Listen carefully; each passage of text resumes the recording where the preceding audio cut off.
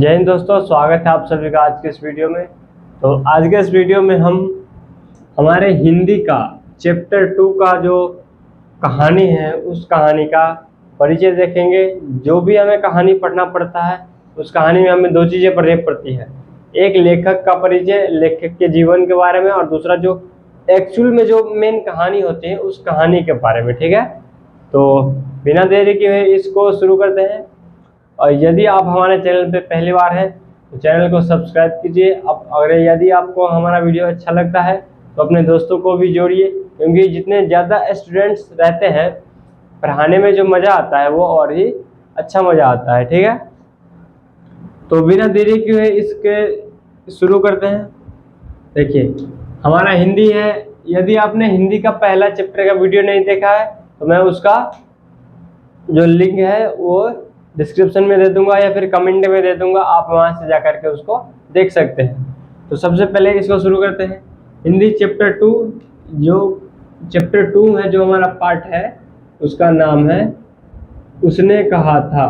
उसने कहा था, ठीक है, उसने कहा था। और इसके लेखक जो है, उनके लेखक का नाम है चंद्रधर शर्मा गुलेरी। लेखक का क्या नाम है, आप मेरे साथ दोहराते चलिए। लेखक का क्या नाम है, तो लेखक का नाम है चंद्रधर शर्मा गुलेरी। इनका जन्म कब हुआ था? लेखक का जन्म ये बहुत ही इम्पोर्टेंट होता है, लेखक का जन्म और लेखक का निधन, इसलिए आप इसको याद कर ही लीजिएगा। लेखक का जन्म हुआ था 7 जुलाई 1883 ईस्वी को जयपुर राजस्थान में। ठीक है, लेखक का जन्म कहाँ हुआ था? तो 7 जुलाई 1883 ईस्वी को जयपुर राजस्थान में।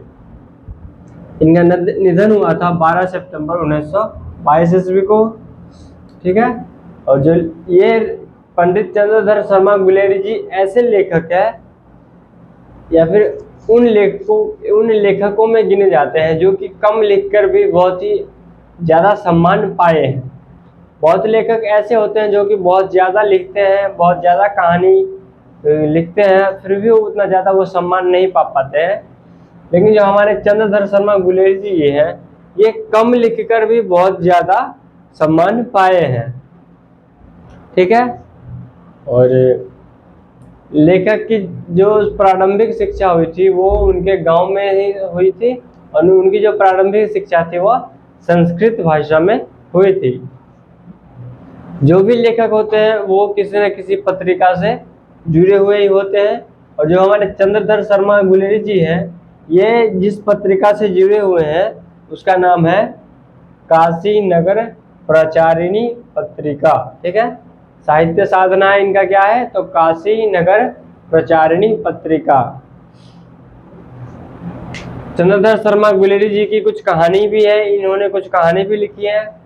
तो इनका एक कहानी तो यही है कि जो हम पढ़ेंगे, उसने कहा था। पहला कहानी ये रहा। इनका दूसरा कहानी है सुखमय जीवन, और तीसरा इनका कहानी है बुद्धू का कांटा। बुद्धू का कांटा। ठीक है, इनकी 3 कहानी कौन कौन सी है जो आज हम पढ़ेंगे? उसने कहा था, और दूसरा कहानी है सुखमय जीवन, और तीसरा बुद्धू का कांटा।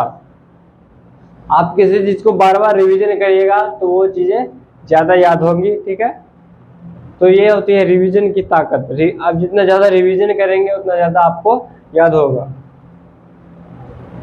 तो ये हमारा है, ये हमारे लेखक के बारे में कुछ परिचय है। लेखक के बारे में बहुत सी जानकारी होती है, लेकिन जो हमारे बोर्ड एग्जाम से इम्पोर्टेंट है, बोर्ड एग्जाम में जो काम आएगा, मैं आपको वही पढ़ाऊंगा। ठीक है, और इसके बाद जो आपने ये पढ़ा है उसका मैं क्यूज, मतलब उसका ऑब्जेक्टिव टेस्ट लूंगा। ठीक है, तो ये अब हम अपने कहानी की ओर आगे बढ़ते हैं। अब उसने कहा था कहानी का हम पाठ का जो सारांश है, जो कहानी का हिस्सा है, वो हम शुरू करते हैं।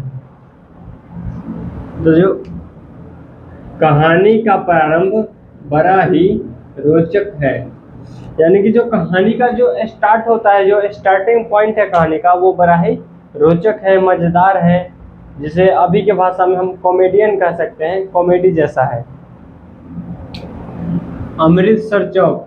ठीक है, इस बात को आप ध्यान रखिए कि उसने कहा था कहानी में किस चौक की चर्चा की गई है या फिर किस स्थान की चर्चा की गई है, तो ये आपको हमेशा याद रखना है, अमृतसर चौक की चर्चा की गई है। ठीक है, अमृतसर चौक पर एक लड़के एवं लड़की की वार्तालाप होती है।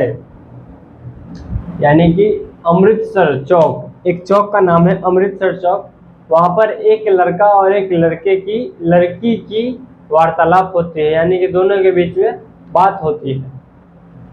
ठीक है, क्या होती है, अमृतसर चौक पर एक लड़की और एक लड़का के बीच वार्तालाप होता है, यानी कि बात होता है। लड़का 12 वर्ष का एवं लड़की 8 वर्ष की थी, यानी कि जो जिस लड़का और लड़की की वार्तालाप हो रही थी उनमें से बताया गया है कि जो लड़का था वो 12 वर्ष का था और जो लड़की थी वो 8 वर्ष की थी। ठीक है, तो ये एग्जाम पॉइंट से बड़ा ही इम्पोर्टेंट है। ठीक है, लड़का कितने वर्ष का था, लड़का 12 वर्ष का था और लड़की 8 वर्ष की थी। आगे देखते हैं, दोनों ही अपने मामा के यहाँ आए हुए थे, यानी कि जो लड़का और लड़की थी दोनों ही अपने मामा के यहाँ आए हुए थे, जिसे आज के हम कहते हैं नानी घर गए हुए थे। तो दोनों ही लड़का और लड़की दोनों कहाँ आए थे, अपने मामा के घर आए थे। ठीक है, दोनों सामान खरीदने बाजार में आए थे। ठीक है, क्या आए थे, दोनों सामान खरीदने बाजार में आए थे। तो कौन से बाजार में आए थे, तो अमृतसर बाजार में आए थे। ठीक है, तो दोनों सामान खरीदने कहाँ आए थे, अमृतसर बाजार में दोनों आए थे। आगे देखते हैं, लड़का मुस्कुराकर पूछा, लड़की ने मुस्कुराकर लड़की से एक सवाल पूछा, तेरी कुरमाई हो गई क्या। यानी कि लड़का क्या पूछता है, तेरी कुरमाई हो गई क्या, तेरी कुरमाई हो गई क्या। कुरमाई का अर्थ होता है सगाई, जिसे आप और हम अभी के डेट में कहते हैं मंगनी होना। ठीक है, इंगेजमेंट होना। तो लड़का जो है 12 वर्ष का लड़का जो है वो पूछता है लड़की से कि तेरी कुरमाई हो गई क्या, मतलब यह है कि तेरी सगाई, तेरी मंगनी हो गई क्या। तो लड़की क्या कहती है, इस पर लड़की जो है वो आंख चढ़ाते हुए बोली, लड़की आंख चढ़ाते हुए बोली धत और भाग गई। यानी कि जब लड़की ने सवाल पूछा कि तेरी कुरमाई हो गई क्या, तो लड़की ने आंख चढ़ाकर लड़के से बोली धत और भाग गई लड़की। ठीक है, लड़के ने क्या सवाल पूछा, लड़के ने सवाल पूछा कि तेरी कुरमाई हो गई क्या। कुरमाई का अर्थ होता है सगाई। ठीक है, तेरी कुरमाई हो गई क्या, तो लड़की उस पर क्या जवाब देती है, वो तो लड़की थोड़ी सी आंख चढ़ा के बोलती है धत और भाग जाती है। ठीक है, आगे देखते हैं, दोनों धत और भाग गई। ठीक है, दोनों इसी तरह मिलते रहते थे, यानी कि जो लड़का और लड़की थी दोनों इसी तरह से मिलते रहते थे। दूसरे तीसरे दिन, यानी कि जैसे मैं आपको अगर ये कहूँ कि मैं हर तीसरे दिन क्लास लूँगा, यानी कि आज क्लास ले रहा हूँ तो फिर कल क्लास नहीं लूँगा, परसों क्लास नहीं लूँगा, तीसरे दिन क्लास लूँगा। उसी तरह जो लड़का और लड़की थे ये हर दूसरे या तीसरे दिन मिला करते थे, कभी चौक पर, कभी सामान लेने के, तो कभी बीच बीच में ऐसे ही चलते फिरते टकरा जाते थे। ठीक है, तो ये कहानी का स्टार्टिंग पॉइंट है, जिसके बारे में जो कि एक कॉमेडियन सा लग रहा है। ठीक है, तो इसका आप एक स्क्रीनशॉट ले लीजिए, तब हम आगे की जो टॉपिक है उस पर बढ़ेंगे। कहानी में आगे बढ़ते हैं। लड़के ने कुछ दिनों बाद फिर वही प्रश्न किया, यानी कि जो लहरा सिंह जो पहले दिन लड़की से मिला था, जो कि 8 वर्ष की लड़की थी, उससे जो बार बार मिलता था, हर दूसरे दिन, तीसरे दिन, चौथे दिन, तो एक दिन उसने लड़की से फिर दोबारा प्रश्न किया, तेरी कुर्माई हो गई क्या? ठीक है, तो यही बताया गया है, लड़के ने कुछ दिनों बाद फिर वही प्रश्न किया लड़की से। ठीक है, तो लड़के ने क्या प्रश्न किया? कुछ दिनों बाद फिर वही प्रश्न किया लड़की से कि तेरी कुर्माई हो गई क्या? तो जो इस बार लड़की जवाब देती है वो सुनिए। इस बार लड़की का उत्तर अलग था, यानी इस बार जो लड़की जवाब देती है वो कुछ अलग जवाब देती है। वो कहती है हाँ हो गई। लड़की क्या उत्तर देती है कि तेरी कुर्माई हो गई क्या? तो लड़की कहती है हाँ मेरी कुर्माई हो गई। देखते नहीं यह कढ़ा हुआ सालू, यानी कि लड़की जो थी एक सालू पहन रखी थी जिसको दुपट्टा कहा जाता था, तो एक कढ़ा हुआ सालू ओढ़ रखी थी, वही दिखाती है, कहती है ये देखते नहीं कढ़ा हुआ सालू है, यही मुझे मंगनी में मिला है। ठीक है, तो लड़का क्या पूछता है कि तेरी कुर्माई हो गई क्या? तो लड़की जवाब देती है हाँ मेरी कुर्माई हो गई, ये देखते नहीं है तुम कढ़ा हुआ सालू में मिला है मुझे मंगनी में। ठीक है, और ये कहकर लड़की क्या हुई? लड़की फिर भाग गई। लड़की है भाग जाएगी, तो लड़का जब प्रश्न पूछता है कि तेरी कुर्माई हो गई क्या? लड़की कहती है हाँ हो गई, देखते नहीं कढ़ा हुआ सालू, और लड़की भाग जाती है। ठीक है, यह सुनते ही लड़के पर मानो वज्रपात गिर गया हो, यानी कि लड़का जैसे ही सुनता है कि उसकी कुर्माई हो गई, उसकी सगाई हो गई, तो लड़के के ऊपर अचानक ऐसा लगता है जैसे उसके ऊपर वज्रपात गिर गया हो, यानी कि जिसको कहा जाता है हमारे गांव में ठनका गिरना, लड़के के ऊपर ठनका गिर गया हो। ठीक है, लड़का जब सुनता है कि उसकी कुर्माई, लड़की की सगाई हो गई है, तो लड़के के ऊपर वज्रपात गिरता है। ठीक है, हमारे गांव में जिसको कहता है ठनका गिरना। कुत्ते को पत्थर से मारता, यानी कि जब ये सुनता है तो वो कुत्ते को पत्थर से मारता है गुस्से में। किसी को नाले में गिरा देता, यानी कि जो व्यक्ति नाले के किनारे जा रहा होता है उसको नाले में धक्का देता था। किसी वैष्णव को टक्कर मारता, यानी कि जो वैष्णव पुरुष थे, जैसे वैष्णव मतलब जो मांस मछली मुर्गा वगैरह दारू शराब इत्यादि नहीं पीते, उसको धक्का मारता। यही कहानी का पहला भाग जो है नाटकीय ढंग से समाप्त हो जाता है, यानी कि जो कहानी का जो पहला भाग है, जो रोचक तथ्य है, जिसमें कॉमेडी सीन है, वो उसका पहला भाग यही खत्म हो जाता है। ठीक है, तो कहानी के पहले भाग में हमें क्या क्या बताया गया था कि कहानी का जो स्टार्टिंग है वो बहुत ही रोचक है। एक लड़का और एक लड़की अमृतसर चौक पर मिलते हैं। लड़की का जो उम्र होता है वो 8 वर्ष होता है, और जो लड़का का उम्र होता है वह 12 वर्ष होता है। लड़के और लड़की जब एक दूसरे से मिलते हैं तो लड़का लड़की से एक प्रश्न करता है कि तुम्हारी कुर्माई हो गई क्या? तो लड़की क्या करे, धत्त कह के वह भाग जाती है लड़की। फिर वो क्या करते हैं, बाजार में ही या फिर किसी दुकान में या फिर रास्ते में मिलते रहते हैं, हर दूसरे दिन, तीसरे दिन, चौथे दिन। तो लड़का एक दिन अचानक से सवाल उसे फिर वही सवाल प्रश्न पूछता है कि तेरी कुर्माई हो गई क्या? तो लड़की इस पर जवाब देती है हाँ हो गई, देखते नहीं ये कढ़ा हुआ नया सालू मैंने जो पहन रखा है ये मुझे सगाई में ही मिला है। तो लड़का यह बात कहकर लड़की भाग जाती है। जैसे ही लड़का यह बात सुनता है उसके ऊपर मान लो वज्रपात गिर गया हो गया, वो गुस्से से लाल हो जाता है। जब गुस्से से लाल हो जाता है वो, तो पत्थर लेके किसी कुत्ते को मारता है, किसी व्यक्ति को नाले में ढकेल देता है, किसी वैष्णव व्यक्ति को टक्कर मारता, इस तरह की हरकतें देता था, जिससे जो वो जा रहा था तो जो आसपास के लोग थे और उसको गाली ही दे रहे थे। ठीक है, तो इस तरह से जो कहानी का पहला पार्ट है, जो कॉमेडी का सीन है कहानी का, वो समाप्त होता है। अब हम आएंगे कहानी के मेन पार्ट में।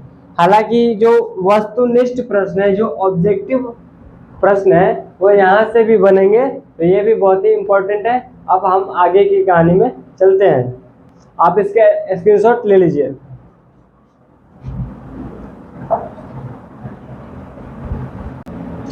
आगे की कहानी है, इस घटना के 25 वर्ष बाद लहना सिंह, ठीक है, पहले यहाँ ध्यान देते हैं कि इस घटना मतलब किस घटना, तो वह घटना जब वो 12 साल का लड़का कुत्ते को मारा था, किसी को नाले में धकेल देता था। इस घटना के 25 वर्ष बाद लहना सिंह कौन, तो वही 12 साल का लड़का जिसका नाम क्या है, लहना सिंह है। इस कहानी का यह सबसे महत्वपूर्ण पात्र है, ठीक है। तो वो जो 12 वर्ष का लड़का था उसका क्या नाम था, लहना सिंह, ठीक है। एक बार और बोलिए, 12 वर्ष के लड़के का क्या नाम था, लहना सिंह। बहुत अच्छे। तो जो इस घटना के 25 वर्ष बाद लहना सिंह जवान होकर जर्मन की लड़ाई में लड़ने चला गया। जवान होकर जर्मन की लड़ाई में लड़ने चला गया, यानी कि एक वो जो 12 साल का लड़का था, वो उस घटना के बाद 25 साल के बाद जवान होकर के, हट्टा कट्टा एक पुरुष होकर के जवान हो गया वो, और वो जर्मन की लड़ाई में लड़ने के लिए चला गया था, ठीक है। आगे है, सिख रेजिमेंट के 77 राइफल्स में जमादार बन गया, ठीक है। तो वो किस पर, आपको प्रश्न पूछे जाएंगे इस चैप्टर से कि जो लहना सिंह था वो किस पद पर था, ठीक है। तो आप यहाँ ध्यान दीजिए कि सिख रेजिमेंट के 77 राइफल्स में जमादार बन गया, यानी कि लहना सिंह का पद क्या था, जमादार था। वह लहना सिंह जमादार पद पर था, ठीक है। आपको यह प्रश्न हमेशा एग्जाम में पूछे जाते हैं कि लहना सिंह किस पद पर था और लहना सिंह का नंबर क्या था। तो नंबर हो जाएगा 77 और पद हो जाएगा जमादार, ठीक है। समझ गए आप लोग। तो इस घटना के 25 वर्ष बाद लहना सिंह फौज बनकर जर्मनी की लड़ाई में लड़ने चला गया, और वह जो था किस पद पर था, तो जमादार पद पर था, और उसका नंबर क्या था, तो 77, यानी कि 77 नंबर था उसका, ठीक है। वहां उसके सूबेदार हजारा सिंह के पास, यानी कि वहां कहा जहां लड़ाई चल रही थी वहीं पे उसके सूबेदार हजारा सिंह के पास, यानी कि किसके सूबेदार, लहना सिंह के सूबेदार, यानी कि लहना सिंह का जो सीनियर था उसके पास पत्र आया जिसमें फौज को छुट्टी की मंजूरी मिली थी, ठीक है। यानी कि उसके सीनियर के पास एक लेटर आता है, पत्र आता है, जिसमें फौजों की छुट्टी की मंजूरी दी जाती है। तो क्या करते हैं, सिख रेजिमेंट के वहाँ जो भी सैनिक तैनात थे वो सभी छुट्टी पर चले जाते हैं, ठीक है, छुट्टी पर चले जाते हैं। सूबेदार का घर लहना सिंह के रास्ते में पड़ा था, ठीक है। यानी कि जो सूबेदार था, सूबेदार का जो घर था, सूबेदार का क्या नाम है, लहना सिंह का जो सीनियर था उसका क्या नाम था, उसका नाम था सूबेदार हजारा सिंह। और लहना सिंह का जो सीनियर था हजारा सिंह, वो किस पद पर था, तो वह सूबेदार था, ठीक है। वह कौन से पद पर था, लहना सिंह का जो सीनियर था सूबेदार, वह कौन से पद पर था, सूबेदार पद पर। उसका नाम क्या था, तो हजारा सिंह नाम था। और हजारा सिंह का एक बेटा भी था जिसका नाम है बोधा सिंह, ठीक है, बोधा सिंह। सूबेदार का घर लहना सिंह के रास्ते में था। तो जो सूबेदार था हजारा सिंह, उसका घर लहना सिंह के लहना सिंह के घर के रास्ते में पड़ा था।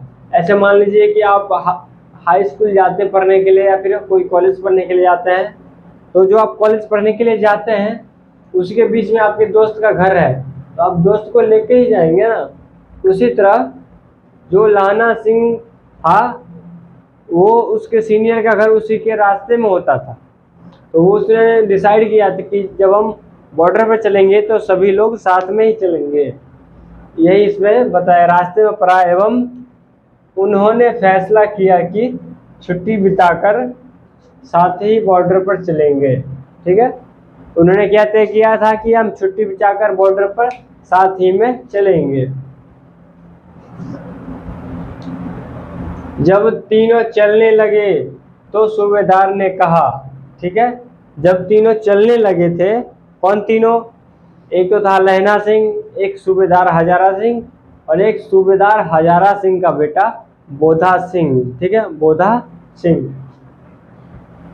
तो जब तीनों चलने लगे तो सूबेदार ने कहा, सूबेदारनी बुला रही है, सूबेदारनी बुला रही है।